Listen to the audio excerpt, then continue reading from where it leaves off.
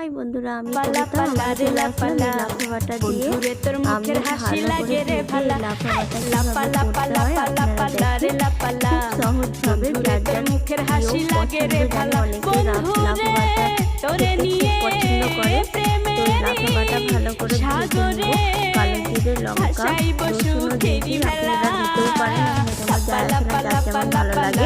তো আমি রসুন দিয়ে ভালো করে তেলে ভালো করে আমি কালো জিরে, লঙ্কা, রসুন ভেজে নেব। লাল হয়ে যাওয়ার পরে লাফাগুলো দিয়ে দেবো। তারা লাফা বাটা খেতে ভালোবাসেন কমেন্ট করবেন, ঠিক আছে? কেউ উল্টাপাল্টা কমেন্ট করবেন না।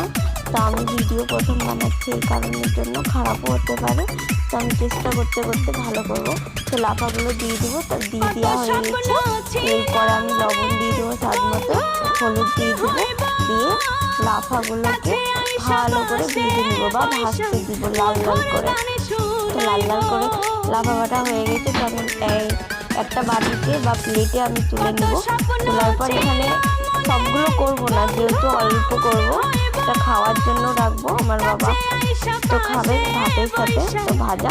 তো আমি আমার জন্য বাটা করবো, বাবার জন্য ভাজা থাকবে। তো আমি ভাজাগুলো বের করে আস্তে আস্তে করে বেটে নেব। তো মিহি করে বাটবো, খুব সুন্দর করে টাইম লাগে বাটতে। আর বাটার পর তবে ভাতের সাথে হেভি টেস্টি।